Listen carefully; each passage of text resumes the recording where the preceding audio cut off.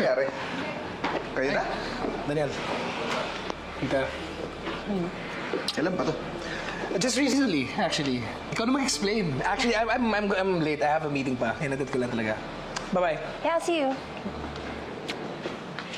Bye-bye.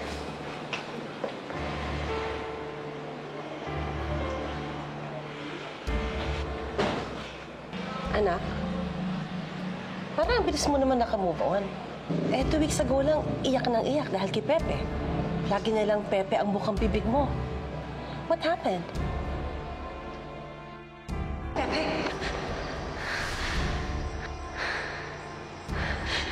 Pepe!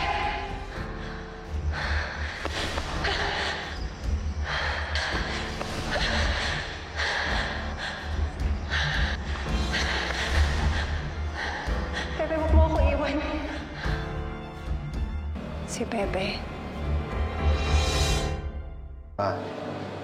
Una yung paalala. Mas okay na naka-move on si Sari eh. Kuya's right. Wala na si Pepe dahil matagal na siyang patay. At si Dean? Si Dean yung forever ko.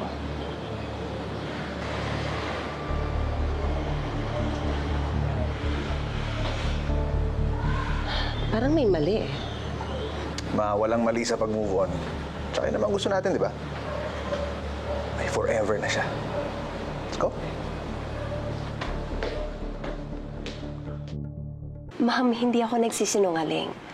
I really love Dean. Since when, anak?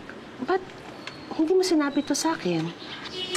I guess I've always loved him. Hindi ko lang napansin kasi lagi siya nandyan. And I guess I got distracted nung dumating sa buhay ko si Archie at si Pepe. But they all left me. And Dean stayed by my side. Always. And he loves me, Mom. I guess I'm just really lucky kasi at least na-realize ko habang maaga pa na mahal ko siya. I'm happy now, Mom. So please, I just ask you, please be happy for me para sa amin ni Dean.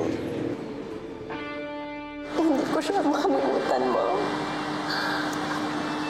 Minsan naiisip ko na siguro okay na ako. Tapos bigla na naman papasok sa isip ko si Pepe. Minsan pakiramdam ko kasi nandyan lang siya. Pakiramdam ko hindi pa rin siya nawala. Sorry, anak. Pero hirap rin akong tanggapin na basta mo nalang kakalimutan lahat ng nararamdaman mo para kay Pepe.